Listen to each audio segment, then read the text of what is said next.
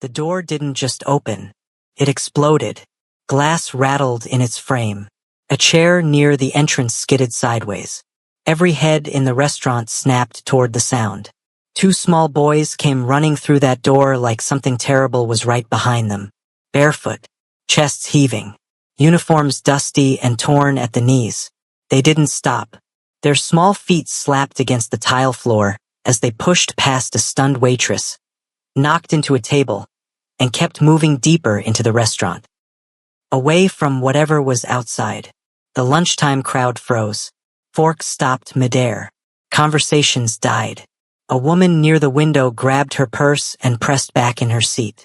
Because outside that window, a black SUV had screeched to a brutal stop. Tires screaming. Engines still running. Two men stepped out. They weren't rushing. That was the terrifying part. They moved with the slow, deliberate calm of people who knew their target wasn't going anywhere. Inside, the smaller of the two boys grabbed his brother's sleeve and yanked him sideways, behind a tall booth near the back of the room. They crouched. The taller boy wrapped an arm around his brother. Neither of them made a sound, just breathing, fast and shallow. A server started toward them, stopped when he saw their faces. Whatever these children had seen, it was still living in their eyes. On the far side of the restaurant, at a corner table near the window, 3 men sat and watched. No one ever called them by their first names in public. Everyone in the city knew them by the name they inherited: Selim. Kedrick Selim, Valer Selim, Saren Selim, triplets. All 3 of them broad-shouldered, dark-suited, and completely identical at a glance. The kind of men who made an entire room adjust its posture the moment they walked in. They had come for a quiet lunch. That was clearly over. Valer leaned back slightly in his chair, scanning the door. Saren hadn't moved, but his eyes cut across the restaurant in a practice sweep, cataloging exits, positions, threats. Kedrick watched the children. He hadn't blinked, because there was something about those boys that stopped his thoughts entirely. The silver hair, the pale eyes, the sharp line of a jawbone that he had seen in a mirror every single morning of his life. The smaller twin slowly lifted his head above the booth. He scanned the room. Then his gaze landed on the table where the triplets sat. He stared. His small mouth opened, and in a voice that was quiet and confused and completely certain all at once, he said, "You look like us." The words landed like a stone dropped into still water. Nobody moved. The boy wasn't afraid of the 3 men. He wasn't performing. He was simply stating what his 6-year-old brain had already decided was obvious truth. Children do that. They see the thing adults talk themselves out of noticing. They don't filter. They don't hesitate. They just name what they see. And what that boy saw, what everyone in the room was starting to see, was that those 2 small children shared a face with 3 of the most feared men in the Eastern underworld. Kedrick stood, slowly, not like a man rising from a chair, like a decision being made. Hi viewers, have you ever seen a child say something that stopped an entire room cold? Something an adult would never have the courage to say out loud? He crossed the floor without a word. His brothers didn't follow. They didn't need to. They understood, the way they always understood each other without speaking, that Kedrick needed to close the distance himself. He stopped in front of the booth, knelt down. Now he was eye level with both boys. The taller twins stared at him hard, studying his face with that deep, unblinking focus children have when they are working something out. The smaller one didn't look away either, just quiet, just watching. Kedrick's voice came out lower than he intended. "Where are your people?" The taller twin pointed, not toward the door, not outside where the SUV was still idling. He pointed toward the counter at the far end of the restaurant. Kedrick looked up, and the air left his body. Standing behind that counter, gripping the edge of it with both hands, was someone he had spent years trying to locate. Someone he had grieved. Someone he had given up on finding. An Omega named Nither Vale. Nither hadn't moved. He was watching Kedrick with wide, terrified eyes, the look of a man who had spent years outrunning a moment and had finally run out of road. His hands were shaking visibly from across the room. He didn't speak. He couldn't. Neither hadn't spoken in years. Not since the night everything broke apart. The doctors called it functional mutism, a response to trauma so deep that the voice just shut itself off. But his eyes spoke, and right now they were saying one clear thing. Please, not yet, not like this. Kedrick couldn't process it. Not fully. Not with men still sitting in a black SUV outside that window. He pulled his attention back to the boys. The smaller twin reached out, touched Kedrick's sleeve, just with 2 fingers, like he was checking if the man was real. Then he looked up with those pale eyes that were a mirror of Kedrick's own, and said very simply, "Papa told us never talk to powerful men." Something cracked quietly behind Kedrick's expression. He didn't answer, because behind him, Valor had gone completely still at the table, and Saren had picked up his phone. And both of them had just arrived at the same thought, the thought Kedrick was already fighting to breathe through. 6 years old. These boys were exactly 6 years old. The same amount of time neither had been gone. Outside, the doors of the black SUV swung open. All 4 of them. Kedrick didn't turn around. He already knew. He could see it in the way the restaurant crowd started leaning away from the windows. That slow, collective pull of people sensing danger before they can name it. A woman near the front quietly gathered her things. A server slipped into the kitchen and didn't come back. The boys noticed none of it. They were still looking at Kedrick. The smaller twin had not taken his fingers off Kedrick's sleeve. Valor was already moving. No announcement. No signal exchanged. He simply stood, walked to the entrance, and turned the deadbolt on the front door with a quiet, final click. Saren was on his phone, voice low, words clipped. His eyes tracked the windows as he spoke. Kedrick stayed kneeling. He looked at the boys again, really looked, and forced his mind to stay sharp. Whatever was coming through that door could wait 20 more seconds. "What are your names?" he asked. The taller twin squared his shoulders slightly, like the question had weight. "Zoran," he said. Then he nodded at his brother. "That's Lael." Lael gave a small nod. Confirmed. Kedrick kept his voice level. "How did you get here, Zoran?" "We ran," Zoran said, like it was obvious. "From where?" "The corner. By the school supply store."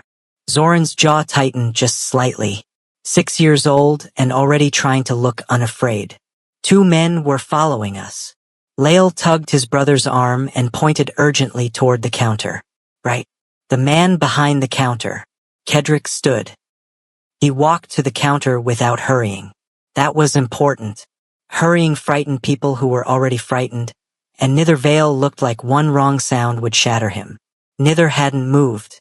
His knuckles were pale against the countertop. His eyes tracked every step Kedrick took, and behind them was a calculation running fast. How bad is this? How far can I get? Are my boys still safe? Kedrick stopped at the counter. For a moment neither of them spoke. Because there was nothing small enough to say first. 6 years of silence between 2 people can't be crossed with a sentence. It just sits there, heavy, full of everything that happened and everything that didn't. Kedrick finally reached across the counter and slid a notepad and pen toward Nither. Nither stared at it. Then he picked up the pen. His handwriting came quickly, like the words had been waiting too long already. He turned the notepad around. It read, "I know how this looks." Kedrick's jaw tightened. He said nothing. Nither pulled the pad back. Wrote again. "I'll explain everything. But right now those men outside are not here for you." He turned it around. Kedrick read it, then looked up. "They're here for you." Nither didn't nod. He didn't need to. That was confirmation enough. Across the room, Zoran had drifted closer. Not because anyone told him to, but because children understand safety the way animals do. They move toward it without thinking. He stopped a few feet away from Kedrick and watched the exchange between the 2 men with serious, attentive eyes. Lael stayed where he was, watching the window. Valor appeared at Kedrick's shoulder. 3 of them now, one at the back alley entrance. Saren stepped up from the other side. Our people are 4 minutes out. For minutes. A lot can happen in 4 minutes. Kedrick turned back to Nither. Nither was already writing again. The notepad turned. 6 years ago, I heard something I wasn't supposed to hear. Before I disappeared. Someone inside the organization ordered a hit. Not on you. On what I was carrying. Kedrick read it once. Read it again. The restaurant noise had dropped to nothing. The remaining staff had retreated to the kitchen. Only the Selim brothers, the 2 boys, and Nither remained in the open space of the dining room. Valor leaned in to read the note over Kedrick's shoulder. His expression didn't change, but his breathing shifted. Saren read it last, and for a man who rarely showed anything, something moved behind his eyes. Because the math was done now. 6 years. The twins. Nither's disappearance on the same night someone had tried to collapse the Selim bloodline from the inside. It wasn't coincidence. None of it was. The boys hadn't run into this restaurant by accident. And those men outside hadn't tracked Nither across 6 years of silence because he owed someone money. Kedrick looked at Zoran. Zoran looked back at him, straight and steady. Then the boy said, very quietly, "Is our papa in trouble?" Kedrick opened his mouth, closed it, because the true answer was yes, had been yes for 6 years, and the boy deserved more than a lie dressed up as comfort. But before Kedrick could find the right words, the back door to the kitchen burst open. One of the restaurant staff stumbled out, hands raised. Behind him, a man in a dark jacket stepped through. He hadn't come through the front. He had come through the back.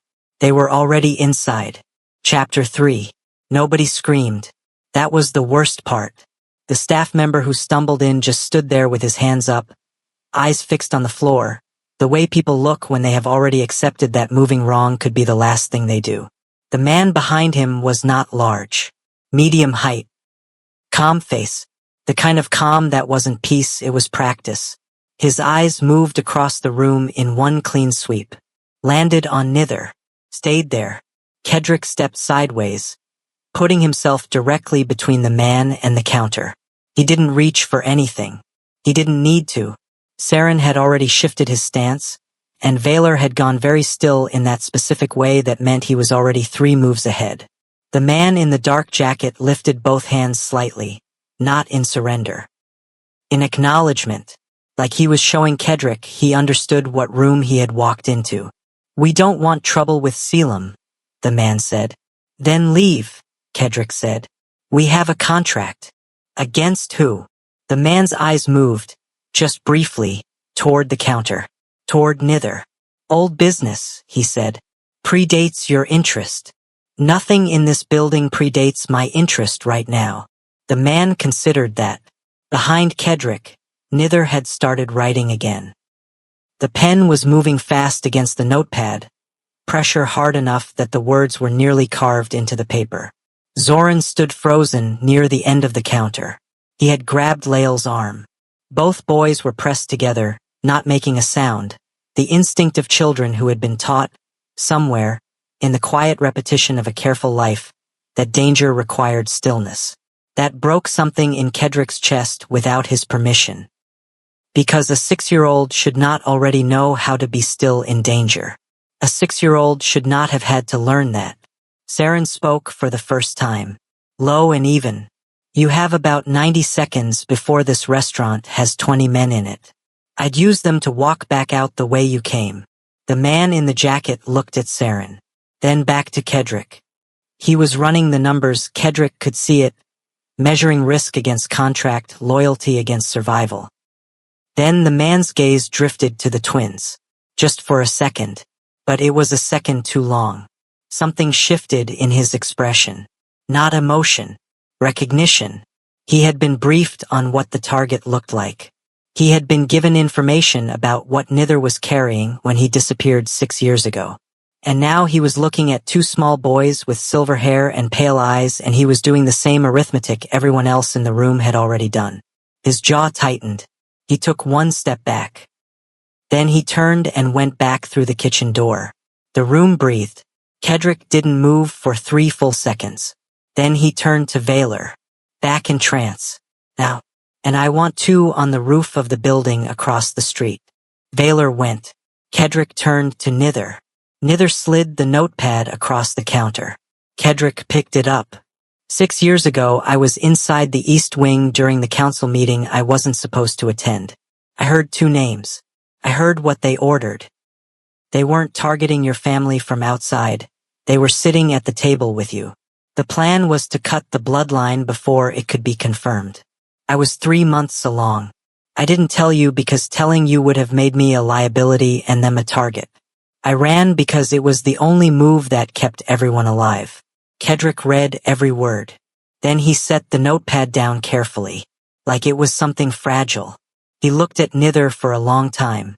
Nither held his gaze, steady, exhausted, like a man who had been holding his breath for 6 years and was still not sure it was safe to let it out. Kedrick said nothing, because there are moments when words are too small for what a person has carried. Nither had walked into 6 years of silence, 6 years of raising 2 boys alone, 6 years of working a counter job and writing notes to communicate. All of it chosen, deliberately, to keep those children breathing. That kind of sacrifice doesn't get a sentence. It gets a silence that means more than anything spoken. Zoran crept forward slowly. He stopped beside Kedrick and tugged at his sleeve. Kedrick looked down. The boy whispered, "Is it over?" Kedrick looked toward the kitchen door. Still closed, still quiet, but outside the front windows, one of the vehicles had moved. It was no longer parked on the street. It had pulled around to block the side exit. Kedrick's security was still 2 minutes out, and these men had just chosen a new position. They weren't retreating. They were reorganizing. 2 minutes felt like nothing until you needed them. Kedrick pulled out his phone, typed fast, sent 2 words to his head of security. Side entrance. Then he pocketed the phone and turned around. "Get away from the windows," he said. Not loudly. He didn't need loud. The room understood him. Nither had already moved to the far end of the counter. He reached over and pulled both boys close, one arm around each of them, pressing them against his sides. Zoran leaned in without resistance. Lael tucked his head down. The restaurant had gone from a lunchtime scene to something else entirely. Tables pushed aside. 3 of the remaining staff huddled near the walk-in cooler. The man Kedrick recognized as the shift manager stood with his back flat against the kitchen wall, hands balled at his sides, doing a reasonable job of holding himself together. Vaylor reappeared from the kitchen. "Back door is secure. But there's a 3rd vehicle now. They're setting a perimeter." "How many total?" Saren asked. "At least 8. Vaylor said it flat. "Information only. Maybe 10. 8 to 10 men coordinating around a restaurant to reach 1 mute Omega and 2 small children." That told Kedrick everything he needed to know about what the people who sent them were afraid of. Heirs changed inheritance. Heirs changed power. And the faction inside the council that had tried to erase Nither 6 years ago was not interested in letting the math get corrected. The front window cracked. A single sharp sound, not breaking, not shattering. Just pressure. Someone had tapped it hard from outside with something solid. A warning. A message that said, "We are still here and we are done waiting." Lael made a sound. Not a cry, just a sharp breath, and pressed his face harder against Nither's side. Nither's hand moved over the boy's hair. Calm, steady, automatic. The motion of someone who had done it 10,000 times. That detail stopped Kedrick mid-breath. 6 years of that. 6 years of calming fear with one hand while holding everything else together with the other. Saren stepped beside Kedrick and spoke low. "We fight here. Those children are in the line. I know. We wait. We're giving those men time to lock us in clean. I know that too. So what is this?" Kedrick looked at the kitchen door. Looked at the front entrance. Looked at the layout of the room, the angles, the cover, the weak points. Then he looked at Nither. He crossed to the counter. Took the notepad. wrote one line and turned it around. Is there a basement or a service level below this building? Nither read it, nodded once, took the pen, wrote, storage, connects to the building next door. We've used it for supply deliveries. Kedrick turned to his brothers. That was the answer. Move the boys first. Nither with them. You take point. He looked at Saren. I stay visible up here. Vaylor didn't argue. He understood the logic. Someone needed to hold attention at the front while the people who mattered most slipped out the bottom. But Saren paused. You're the one they're going to focus on if they see you. Yes, that's the point. Yes, Kedrick said again. Saren studied him for exactly 2 seconds, then moved. Vaylor crouched down to the boys' level. He looked at them both.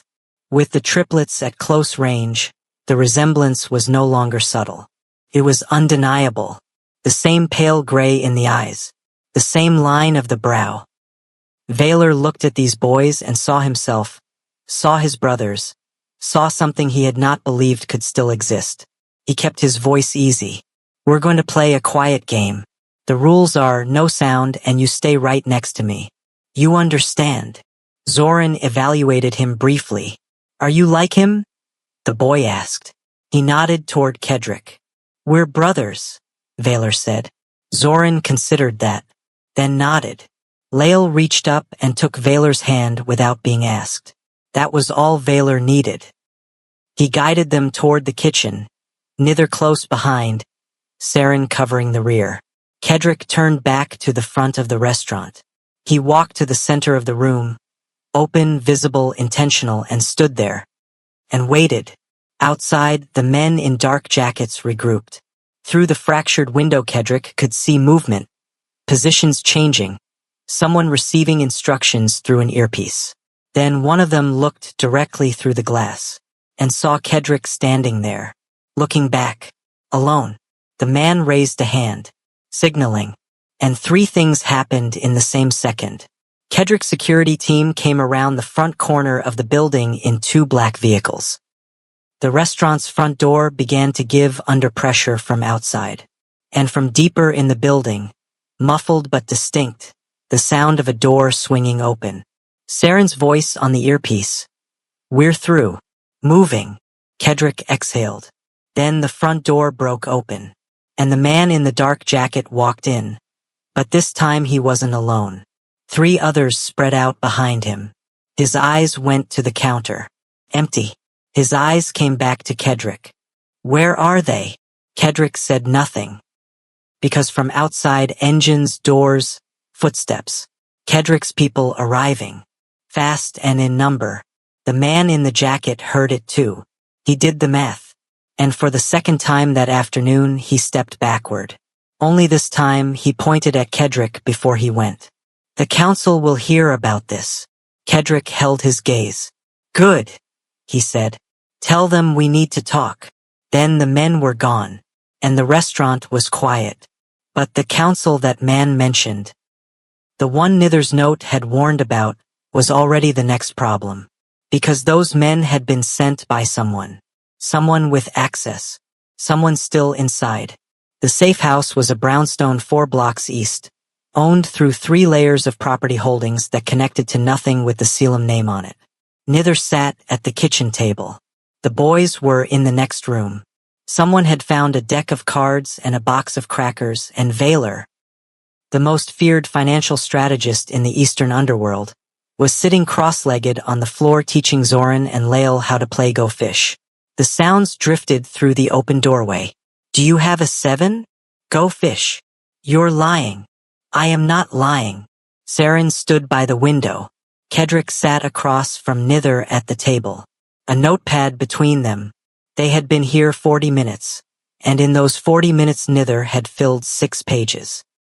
Not in the rushed, pressured handwriting from the restaurant. This was slower, more careful.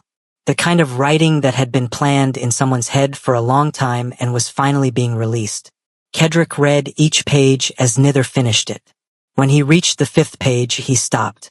Read it again, then set it down. 2 names, he said quietly. Nither nodded. You're certain? Nither picked up the pen. Wrote. I memorized them the night I heard them. I have repeated them to myself every single day for 6 years so I wouldn't forget. I am certain. Kedrick looked at those words for a long moment. Then he passed the page to Saren without looking up. Saren read it. His jaw shifted. He passed it back. None of them spoke, because the two names Nither had written were not strangers. They were not outside forces, not rival syndicates, not men who had declared open war. They were members of the Selim Inner Council. Men who sat at the same table. Men who had eaten at the same meetings, contributed to the same decisions, sworn the same loyalties. Men who had looked at the Selim triplets across a table for years, and hidden this. Power has a particular type of betrayal. It's not the knife from an enemy. It's the handshake from the person sitting next to you. That kind is harder to process, and far harder to forgive. Kedrick pushed back from the table, stood, walked to the window beside Saren and looked out at the street below. Quiet. Normal. A woman walking a dog. A delivery truck double parked. The city moving like nothing had happened today. He said, How did you survive? Financially. Practically. He wasn't asking to audit Nither's life. He was asking because he needed to understand the shape of what these 6 years had actually looked like. Nither wrote, slid it across. The restaurant owner knew my situation. She hired me off the books for the first 2 years. Cash. Then when I had enough to get documented under a different arrangement, I did. The boys were enrolled in school last year. First time I let them have something regular. It kept us quiet. Kept us small. Kedrick read it. Kept us small. 3 words that carried 6 years. From the other room, a sharp burst of laughter. Lael, apparently having caught Zoran in a card bluff. Vaylor's voice. See? He had the 7. Zoran. That is not fair. Lael. Pure laughter. Kedrick turned from the window. He walked back to the table. Sat down. Looked at Nither. They need to be acknowledged, he said. Nither's hand tightened around the pen. Kedrick kept going. Not loudly. Not immediately. But eventually. Because the people who sent those men today already know the boys exist. Staying hidden is no longer an option. They found you. The only question now is whether those children are hidden and vulnerable, or known and protected. Nither wrote quickly. His handwriting was sharp now, harder. You don't know what acknowledging them does to their lives. They are 6. They are children. The moment you attach the Selim name to them, they stop being children and become pieces in someone else's game. Kedrick read it. He did not argue. Because Nither was not wrong. That was the specific cruelty of the world these boys had been born into. Not chosen, not earned, simply born into through bloodline and circumstance. The name that could protect them was the same name that made them targets. From the doorway, Zoran appeared. He looked at his papa first, then at Kedrick. Then he said the thing that neither man was ready for. He said it in the careful, earnest way that children say things they have thought about for several minutes before speaking. Are you our uncle? Nither closed his eyes. Kedrick looked at the boy, at the face that was his own face, reduced to 6 years old and stripped of everything except honesty. He opened his mouth, closed it, because uncle was not the right word, and father, the right word, was a word that would collapse this child's understanding of every year he had ever lived. Before Kedrick could find something to say, his phone buzzed. He looked at the screen. One message from his head of security. The man from the restaurant talked. The council has been notified about the boys. Kedrick looked up at Saren. Saren had seen the message over his shoulder. Neither of them said anything, because the timeline had just compressed from weeks to hours. Whatever decision Kedrick was going to make about these boys, about Nither, about the council, about the truth, he was no longer making it at his own pace. The council knew, and the council, with 2 traitors still sitting inside it, was already deciding what to do next. The notepad hit the table before anyone asked for it. Nither had been writing before Kedrick even sat back down. Fast.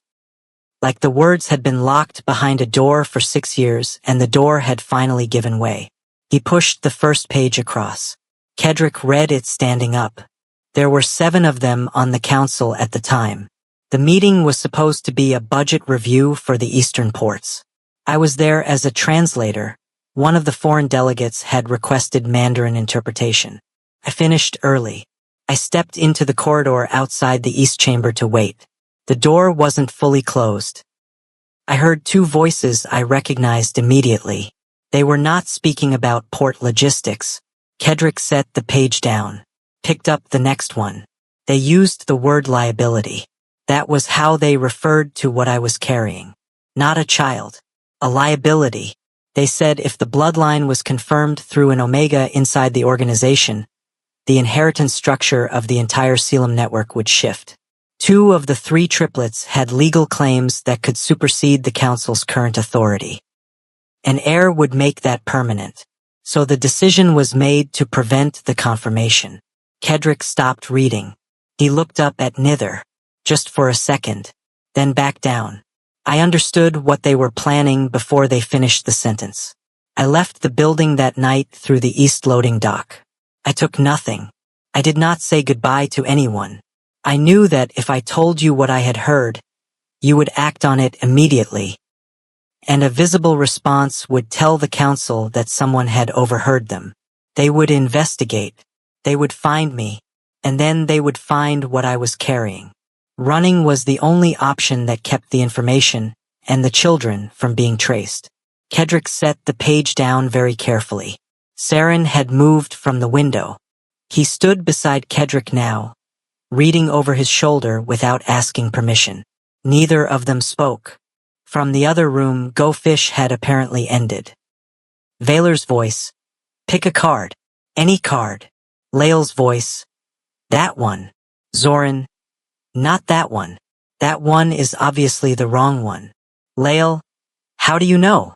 Zoran, I just know. Ordinary child sounds. In a room full of the weight of 6 years. Nither was writing again. I know what you are thinking. You are thinking I should have trusted you. You are thinking there was another way. Maybe there was. I have asked myself that every single night since the boys were born. But I made the choice with the information I had, at the speed the situation required. I do not regret keeping them alive. I regret every other part of it. Kedrick read that last line twice. I regret every other part of it. He set the page down. Saturday. Looked at Nither across the table, and said quietly, not as an accusation, just as a fact that needed to be spoken out loud. You raised them alone. Nither held his gaze, nodded once. Through all of it, another nod. Kedrick said nothing for a long moment. Then, the names on that list. Were they present at last month's Eastern Council review? Nither wrote without hesitation. Yes. Both of them. Saren turned away from the table, walked to the far wall, stood there. That was Saren's version of a reaction, the need to put distance between himself and information before he could process it without doing something irreversible. The men who had ordered the elimination of Nither and the unborn heirs were still sitting at the council table, still making decisions, still shaking hands at the end of meetings, still inside. Kedrick pressed both palms flat on the table, looked at the notepad, looked at Nither, said, you kept records. It wasn't a question. Nither's expression shifted just slightly, something between relief and exhaustion, like he had been waiting for exactly that question. He wrote, every conversation I could reconstruct from memory, dates, context, exact phrasing where I remembered it. I have been keeping records since the first year, written by hand, stored off-site. Where? Nither smiled. For the first time since the restaurant. Small, tired, but real. He wrote one word. Safe.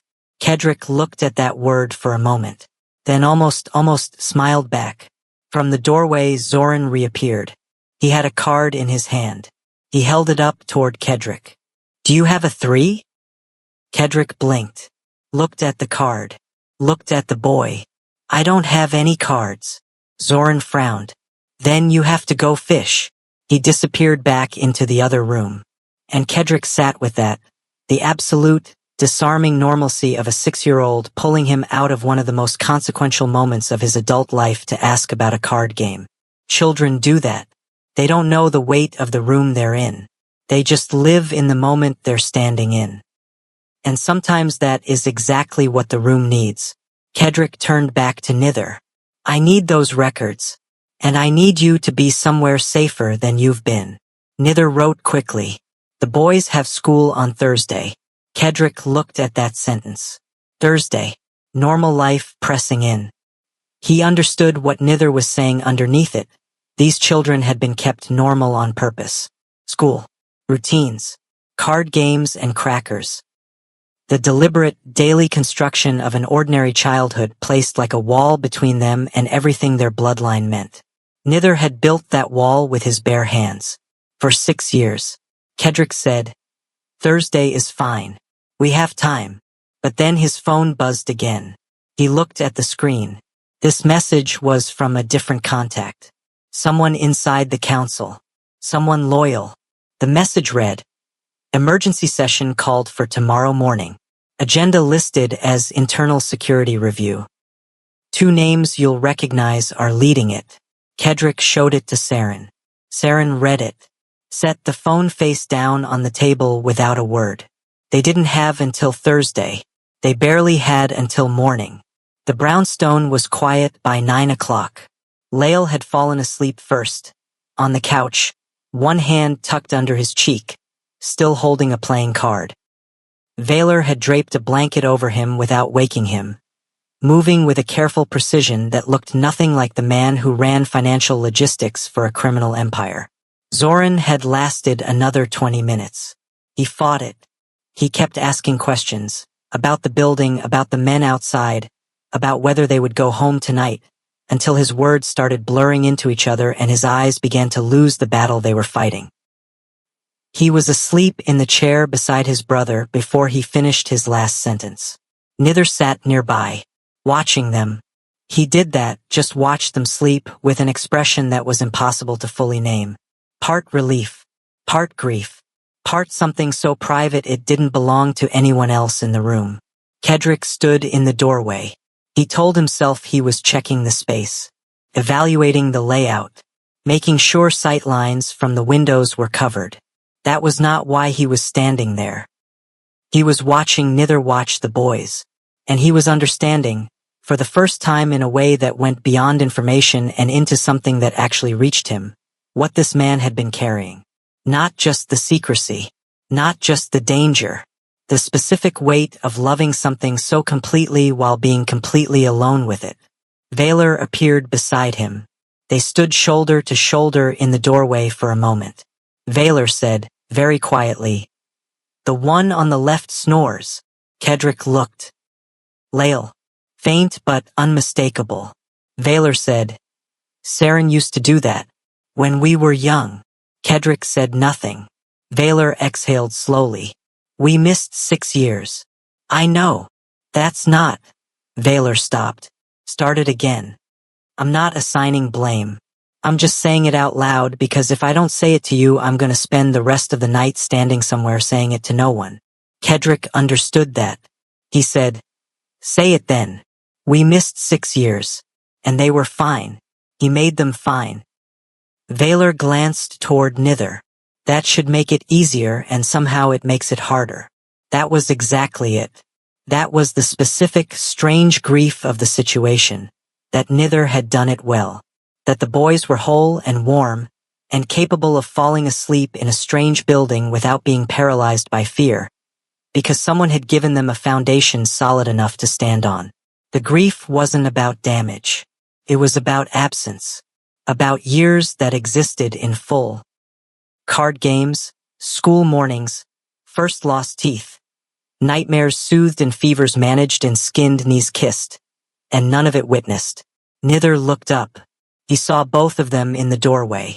Something moved across his face. He picked up the notepad from the table beside him. Wrote slowly this time. then held it up so they could read it from where they stood. I never told them you were gone.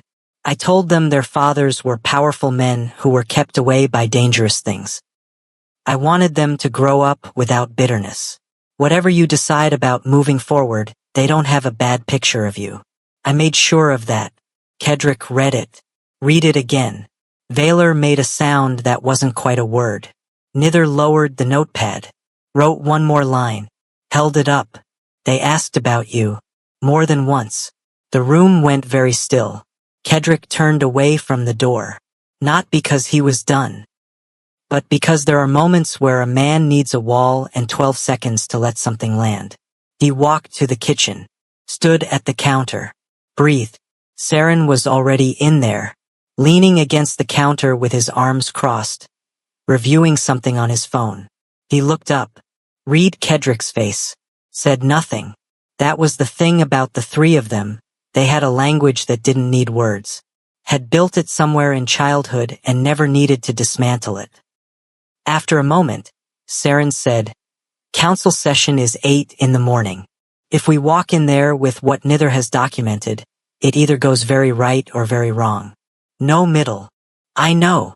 If it goes wrong. I know, Saren. I just want to be sure you've calculated it fully. Because there are 2 children sleeping in the next room and this decision affects the rest of their lives." Kedrick turned around, looked at his brother. "That is exactly why I've calculated it fully." Saren held his gaze, then nodded. "Then, what are you going to tell them? The boys?" "Yes." Kedrick was quiet for a moment. A real moment, not a dramatic pause. An actual, genuine moment of not knowing yet. He said, "The truth, in pieces, at the right speed." Saren considered that. Zoran is going to push for all of it at once. Yes. And Lael? Kedrick thought about Lael, who had taken Vaylor's hand without being asked. Who had pressed his face into Nither's side at the sound of a cracked window. Who watched everything quietly from behind his brother's shoulder. "Lael already knows something," Kedrick said. "He's waiting to be told he's right." From the other room, Zoran's voice, not asleep at all. "Papa." A pause. Nither's response, not a word, but a sound. A low hum, the kind of sound that means I'm here. "Are those men going to come back?" A long pause, then the soft scratch of pen on paper. Kedrick walked back to the doorway. Nither had written something and was showing it to Zoran, who was sitting up now, blanket around his shoulders, reading the note with the focused seriousness of a child who takes reading very literally. Zoran read it, looked up, looked directly at Kedrick. "He says you're going to make sure they don't." Kedrick held the boy's gaze. "That's right," he said.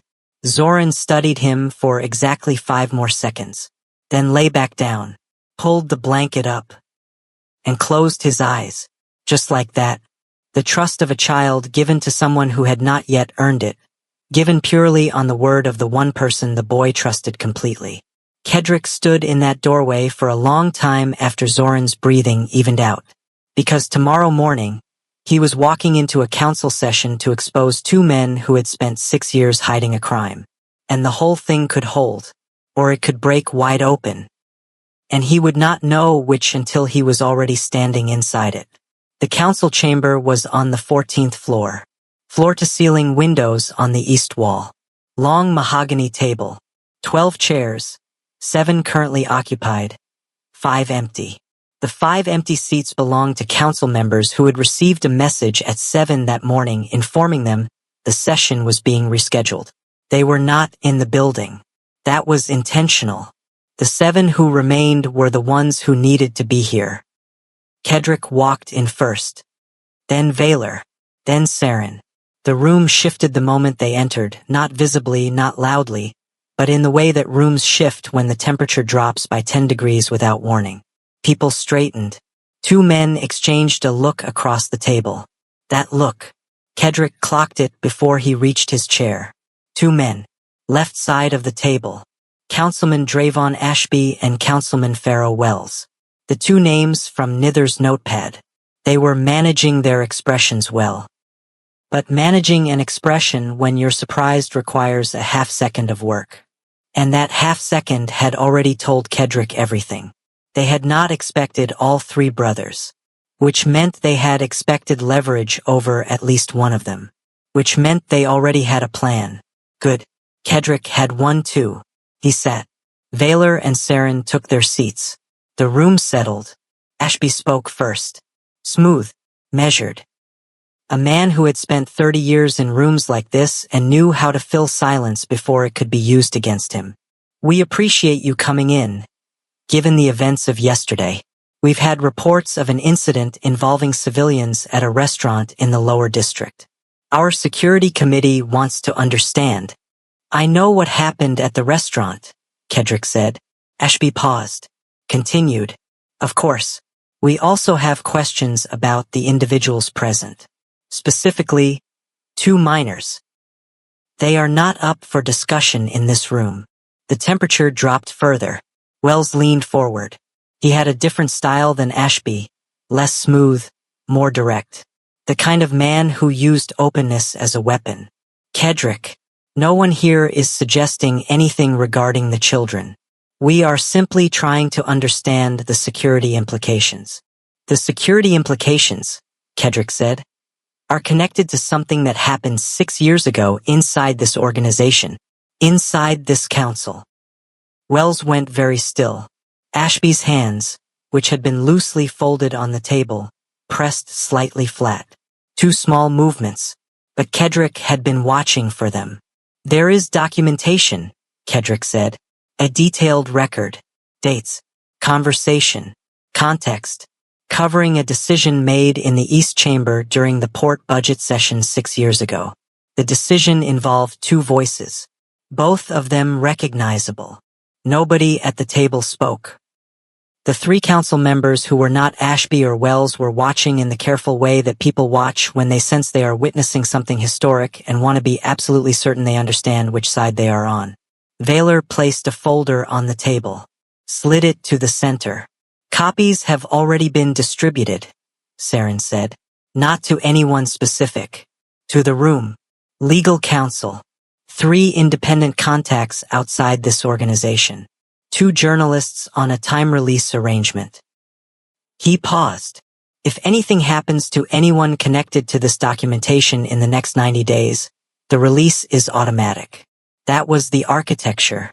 Built last night in the kitchen while Zoran and Lael slept. The 4 minutes between Kedrick's decision and his brother's execution of it. Ashby's composure held for 3 more seconds. Then it didn't. You have no idea what you were walking into, he said. His voice had dropped, lost its smoothness. Those children, if they are who you're claiming, represent a structural shift in this organization's entire inheritance chain. The council would have been bypassed. Do you understand what that means? The stability of everything we've built was never yours to protect at the expense of children, Kedrick said. Hard. Final.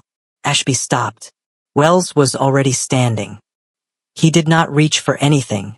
The room had security, and he was not a foolish man. But he stood because sitting felt like acceptance. He said, "This will not hold. Testimony from an Omega with a personal interest. The records are corroborated," Vaylor said. "Independent verification. 3 sources." Wells's jaw tightened. The 3 other council members at the table had gone very quiet. One of them, Councilwoman Yemisi Drayton, who had sat on the Selim Council for 11 years and had never once voted against the interests of the bloodline, slowly reached across the table and pulled the folder toward her, opened it, began to read. The room watched her read. When she looked up, she looked at Ashby, not at Kedrick, at Ashby, and said with the flat, certain tone of someone closing a door permanently, "Sit down, Drayvon." Ashby sat. Wells remained standing for 4 more seconds. Then he sat too. The session continued for 2 more hours. By the end of it, both men had been formally suspended pending a full internal review. 2 independent investigators had been called in. The security committee had been restructured under a neutral chair. It wasn't over. These things never fully end in a single morning. There would be lawyers. There would be appeals. There would be quiet pressure from people whose interests aligned with Ashby and Wells, people who had benefited from 6 years of the Selim heirs not existing. But the room had shifted, and shifts like that don't shift back. When the three brothers walked out of the building, Kedrick's phone showed a message from the brownstone. It was from the number he had given Nither that morning. One line: Zoran made breakfast. It's mostly eggs on the counter and 1 egg on the floor, but he's very proud. Kedrick stopped walking. Read it again. Vaylor looked over. What? Kedrick showed him the message. Vaylor read it. Laughed once, short, sudden, real. Saren read it. Said nothing, but the line of his mouth changed. Just slightly. They got in the car. And for the first time since a restaurant door had slammed open and 2 barefoot boys had run inside, Kedrick allowed himself to breathe. The heirs had to be made real. Not whispered about. Not rumored. Not passed around as intelligence between council factions who would use the information differently depending on which side of the Ashby situation they had landed on. Real. Formally. Publicly. Inside the underworld structure. This was not a decision made lightly. It was made over 4 days of conversations. Some at the brownstone, some at the Selim Tower, one very long evening at a kitchen table where Nither sat across from all 3 brothers, and they talked until the city outside the window went from dark to pale gray. Nither wrote everything he said. But by the end of that evening he was writing faster, almost fluently, the way a person speaks when they have finally found someone worth speaking to. The boys were told in pieces. On the second day, Kedrick sat with both of them in the back room of the brownstone. No other adults in the room. Just him and the 2 children, and a silence he did not try to fill too quickly. He let them look at him first. Then Zoran said, "Papa said you're important." "Your papa is more important," Kedrick said. Zoran considered that. Then, he said that too. "About you." Lael had been watching Kedrick's face with that careful, reading expression of his. He said, quietly, "Are you our father?" 1 word. Father. Not uncle. Not one of the powerful men. Father. Kedrick looked at Lael. Then at Zoran. "Yes," he said. Zoran blinked. Looked at his brother. Back at Kedrick. "All 3 of you?" he asked. Kedrick said, "It's complicated." Zoran said, "But yes. Yes." Zoran sat with that for a moment. Then said, and this was the part Kedrick would carry with him for a very long time, "Okay, that's a lot of dads. Lael is going to be annoying about this." Lael looked deeply offended. "I am not annoying. You're going to tell everyone." "I'm not going to tell everyone. You told the whole class about the turtle." The turtle was important. Kedrick sat there in the middle of that argument. The specific, completely ordinary argument of 2 brothers who had been having the same basic fight in slightly different forms since they could talk, and felt something in his chest loosen. Something that had been wound tight since a restaurant door slammed open. Nither stood in the doorway. He had been there for the last part of it. He was not writing. He was just watching. His boys. And the man who now knew the truth. He looked like he was waiting for something to break. Kedrick met his eyes across the room, and shook his head slowly. "Nothing is breaking." Nither looked down. His shoulders dropped. Not from defeat. From relief. The weight coming off. 6 years of it. The formal council acknowledgement happened 8 days later. The gathering was private, inner circle only. No press. No outside guests. No ceremony beyond the formal record being updated in the organization's legal documentation. The Selim heirs were acknowledged. Zoran Selimvale and Lael Selimvale. Hyphenated because Nither's name stayed in it. That had been non-negotiable. Kedrick had put it in writing before anyone sat down. The room received it with the particular silence of people recalibrating. Some of them were calculating what it meant for the inheritance structure. Some of them were calculating what it meant for their own positions. Councilwoman Drayton was the first to speak. She said, "This council formally recognizes the Selimvale heirs and extends its full protection to both children and their primary guardian. Primary guardian. Nither, seated beside Kedrick, wrote something quickly on his notepad and slid it sideways. Kedrick glanced down. They called me a guardian. He tilted his head toward Nither. Wrote back, below those words. They'll learn the right word. Nither read it. Wrote, what's the right word? Kedrick looked up at the room. The documentation being signed. His brothers on either side of him.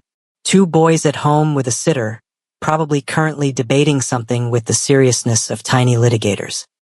He wrote one word back. Family. Nither stared at that word for a long time, then folded the paper and put it in his pocket. 3 weeks later, Zoran lost a tooth at breakfast. He came to the kitchen holding it between 2 fingers, already calculating what it was worth. Lael informed him solemnly that the going rate was $2. Zoran said he'd heard it was 5. Vaylor, who was visiting and happened to be in the kitchen at the time, said he'd heard it was 7. Both boys turned to look at him. Vaylor realized his mistake. Lael immediately revised his estimate upward. This was how most mornings went now. Not smooth, not perfect, not like anything any of them had imagined or planned, but real. Messy in the way that real things are messy. Dishes left wrong. Routines that didn't quite hold. The constant negotiation of people figuring out how to exist in each other's orbit after years of distance. Nither managed most of it with the notepad. But there were new systems now. A small whiteboard on the kitchen wall. Color-coded, Lael's idea. Zoran had immediately violated the color code system by using purple for everything, and there had been a brief but intense household summit about it. Kedrick had arbitrated. He was getting better at that. The apartment the boys now lived in was 3 floors below the Selim Tower's family level. Close enough to be inside the building's security perimeter, separate enough that Nither could control the space. Nither had been firm about that. The boys needed their home to feel like theirs, not like an extension of power. Kedrick had agreed without argument. Because Nither had been doing this for 6 years and Kedrick had been doing it for 3 weeks, and those numbers were not equal. That was something Kedrick had to learn. He had walked into fatherhood the way he walked into everything, prepared to be in charge, to assess and decide and direct. He learned fast that this was not how it worked. Zoran corrected him about it on day 4. You keep asking what we need, the boy said. Sometimes we're just telling you about something. You don't have to fix it. Kedrick had stared at his son, his 6-year-old son, who had just explained emotional communication with more clarity than most adults managed. He said, Your papa taught you that. Zoran said, He writes it on the board sometimes. Sometimes people talk to be heard, not fixed. Kedrick thought about Nither alone with these boys for 6 years. Building that whiteboard, writing those sentences, raising 2 children to understand things that took most people decades to learn. There are forms of strength that never get called strength because they don't come with a title or a room full of people watching. They happen quietly. In kitchens and school drop-offs and bedtime routines and a whiteboard with color-coded columns that one child immediately violated. They happen in the daily decision to keep going when going is hard. And they matter more than almost anything else. The Omega Rights proposal came before the Reformed Council 6 weeks after the acknowledgement. Nither had written it. All of it. 40 pages of formal policy language covering Omega protections within the organization. Reporting structures, safety protocols, independent advocacy channels, protections for Omega children within the network. Councilwoman Drayton sponsored it. Passed 11-1. The one dissenting vote came from a council member who quietly resigned the following week. Nobody was surprised. Nither was not in the room when it passed. He was at school pickup. Kedrick was in the council chamber. He texted Nither the result, 1 word. Passed. The reply came 4 minutes later. A photo. 2 boys standing outside the school building. Zoran holding a paper with a gold star on it. Some kind of assignment he was very pleased about. Lael mid-jump, both feet off the ground, blurry. And below the photo, Nither had typed, Lael got his spelling test back. Then, after a pause, another message. He spelled necessary correctly. First time. He said he practiced it because you told him it mattered. Kedrick read that twice. Set the phone face down on the council table. Looked at the ceiling for a moment. Vaylor, seated beside him, said nothing. Just reached over and briefly gripped Kedrick's shoulder. 3 seconds. Then let go. That evening, all 3 brothers and Nither and the boys were in the apartment for dinner. Nobody had planned it. It just happened, the way things that become traditions usually do without announcement, just people ending up in the same place at the same time and no one leaving. Zoran had decided he was helping cook. This was a generous description of what was happening.